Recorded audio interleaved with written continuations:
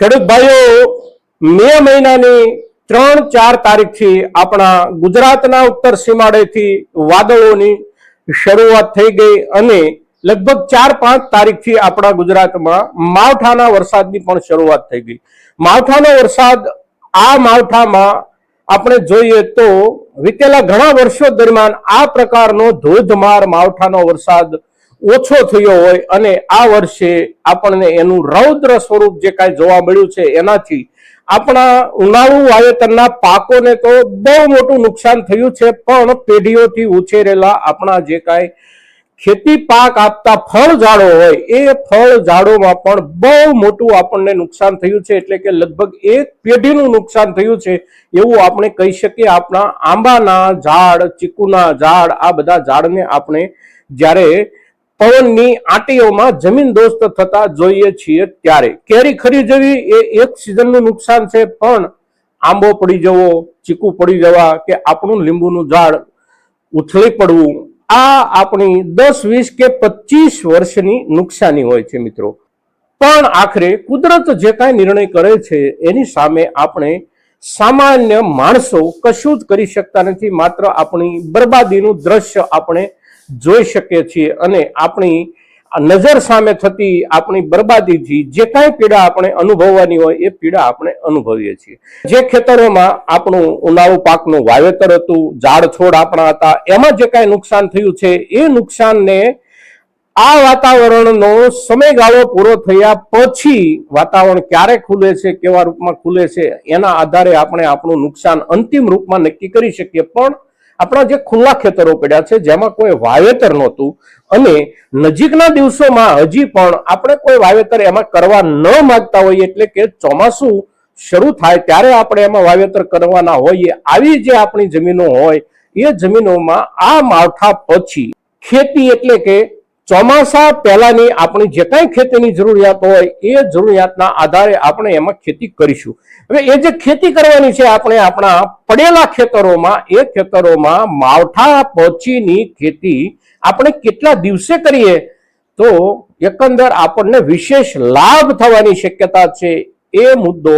આપણે આજના એપિસોડમાં ચર્ચીએ છીએ મિત્રો. તો આપ સૌ દર્શકો આ વિડીયોમાં, આ એપિસોડમાં અવશ્ય બન્યા રહેજો. નમસ્કાર ખેડૂત મિત્રો, જય કિસાન, જય ભારત. ખેડૂત ભાઈઓ, મે મહિનાની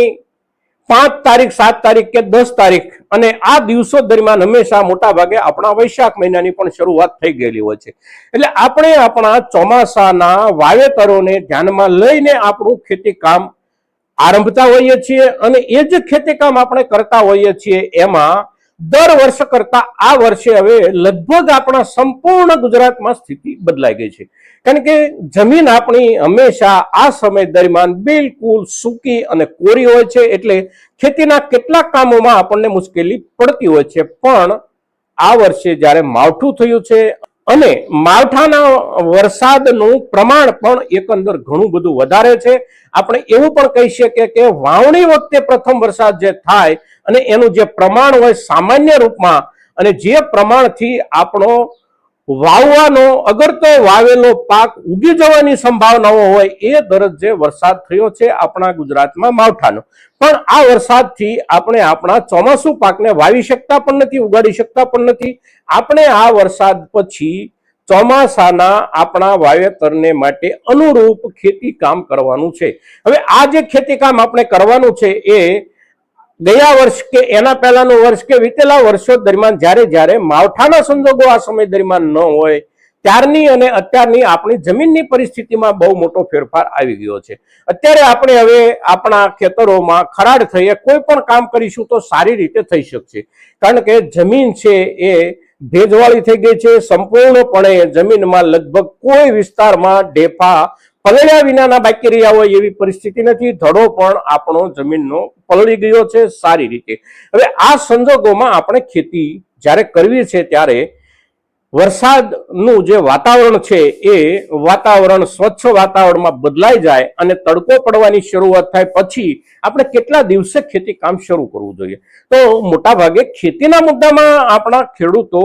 મોટા ભાગની આ બધી સમજણો ધરાવતા હોય છે અને આવા અનુભવો ઘણી વખત આપણને આપણા જીવનમાં થઈ આવે છે, પણ તેમ છતાં આપણો ખેતી એક એવો વ્યવસાય છે કે દરેક વર્ષે દરેક સમયે એની પ્રેક્ટિકલ જરૂરિયાતો થોડી થોડી અલગ અલગ પ્રકારની હોય છે. હવે અત્યારે આ વર્ષમાં મે મહિનામાં જ્યારે માવઠું થયું છે ત્યારે આ માવઠાનો વરસાદ ઠીક ઠીક પ્રમાણમાં મોટો પણ છે. ત્યારે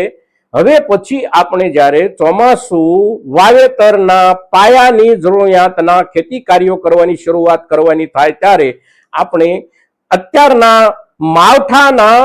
વરસાદના છેલ્લા દિવસથી લઈ અને અઠવાડિયું 10 દિવસ આપણી જમીનને આપણે ખેડ્યા વગરની જો પડી રહેવા દઈએ અને ત્યાર પછી એમાં ખેતી કરીએ તો આપણને આ માવઠાના વરસાદનો પડતર જમીનમાં ખૂબ સારો લાભ થવાની સંભાવનાઓ બને છે મિત્રો. અને એનું જે કારણ છે એ કારણ એ છે કે વરસાદ આવ્યો છે એટલે જમીનમાં સંપૂર્ણપણે ભેજ ઉમેરાયો છે. સાથે સાથે વરસાદના દિવસો પૂરા થયા પછી આવી સિઝનમાં પણ 3 થી 4 દિવસ કે 5 દિવસ સુધી રાત્રિના સમયે ઝાકળ પડતો હોય છે. હવે જે ઝાકળ પડે છે અને નીચે જમીનમાં જે ભેજ છે એના કારણે આપણી જમીનની માટીમાં ખૂબ બધા જીવાણુઓ નિર્મિત થતા હોય છે. અને એ જે જીવાણુઓ નિર્મિત થાય છે એ જીવાણુઓ એટલે એક પ્રકારનો આપણી જમીનનો ઉર્વરકતાનો ખૂબ મોટો જથ્થો, એટલે કે જમીનની ફળદ્રુપતાનો ખૂબ મોટો જથ્થો જમીનમાં સક્રિય થાય છે. એ જે જીવાણુઓ બારીક બારીક જીવાણુઓ હોય છે જેને આપણે જોઈ પણ શકતા નથી હોતા, આવા જીવાણુઓ કરોડો અબજોની સંખ્યામાં માટીના માત્ર 1 સેન્ટીમીટર વિસ્તારમાં પેદા થતા હોય છે અને બહુ ટૂંકી એમની જીવન પ્રક્રિયા હોય છે, બહુ શોર્ટ લાઈફ હોય છે. એટલે કોઈ 2 કલાક 5 કલાક કે એકાદ દિવસમાં પોતાનું જીવન ચક્ર પૂરું કરી અને અશ્મિના રૂપમાં પરિવર્તિત થઈ જતા આ બધા બારીક જીવાણુઓ જ્યારે પોતે અશ્મિના સ્વરૂપમાં પરિવર્તિત થઈ જાય છે ત્યારે એ આપણી જમીનની ઉપલી સપાટીનો, જેને બાયોકાર્બન આપણે કહી શકીએ, આ પ્રકારનો ખેતીનો સૌથી જરૂરી તત્વનો એક જથ્થો તૈયાર થાય છે. અને આ જે જથ્થો તૈયાર થાય છે એ જથ્થો તૈયાર થવાની જે પ્રક્રિયા છે એ પ્રક્રિયા જમીનની ઉપલી સપાટીમાં સારી રીતે જેટલા દિવસ સુધી ભેજ બની રહે એટલા દિવસ સુધી આ પ્રક્રિયા ચાલતી રહેતી હોય છે. અને તેથી આપણે વરસાદ પછીના દિવસો 8 દિવસ કે 10 દિવસ જો આપણી જમીનને જે તે સ્થિતિમાં પડી રહેવા દઈએ, એટલે કે એના ઉપર હાથી આંકવાનો પ્રયોગ ન કરીએ તો જમીનમાં રોજે રોજ ભેજની સાથોસાથ રાત્રિના સમયે પડતો ઝાકળ અને એ ઝાકળ જમીનનો વરસાદનો ભેજ અને એ ભેજ અને ઝાકળના ભેજથી ઉત્પન્ન થતા પુષ્કળ જીવાણુઓ ઝાઝા દિવસ સુધી પોતાની પ્રક્રિયા જમીનમાં કરતા રહેશે તો લાંબા દિવસો પછી આપણે ખેતી કામ કરશું આપણી જમીનમાં તો આપણી જમીનની આ માવઠાના વરસાદના કારણે ઊભી થનારી ફળદ્રુપતા પ્રાપ્ત કરવાની શક્તિ અને એનો સમયગાળો વધશે અને એ વધેલા સમયગાળાનો લાભ આપણને આવતા ચોમાસાના આપણા દરેક પાકમાં મળી શકે છે મિત્રો. તો આજના દિવસે આપણે જે ચર્ચા કરીએ છીએ એ ચર્ચા આપણે એવા ખેતરોને ધ્યાનમાં રાખીને કરીએ છીએ કે જે ખેતરો આપણા અત્યારે બિલકુલ પડતર સ્થિતિમાં છે અને એના ઉપર આપણે કોઈ આગોતરું વાવેતરનું પણ આયોજન નથી. ચોમાસા દરમિયાન જેમાં આપણે વાવેતર કરવાનું છે આવી જમીનમાં આપણે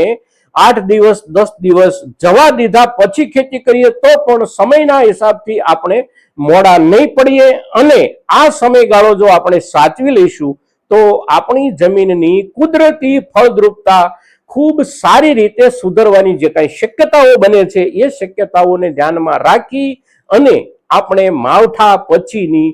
ચોમાસા પહેલાની આપણી ખેતી પ્રક્રિયા કરીશું તો આપણને સંપૂર્ણપણે લાભ થવાની જે શક્યતાઓ અને જે ચિત્ર છે એના પર જ્યારે આપણે ચર્ચા કરીએ છીએ ત્યારે આપણા મહત્તમ ખેડૂતો સુધી આપણી આ ચર્ચા પહોંચે એ ખૂબ જરૂરી છે મિત્રો. અને એના માટે આપ સૌના તરફથી પ્રયાસો થશે એવી આપની પાસેથી અપેક્ષા સાથે જય કિસાન જય ભારત.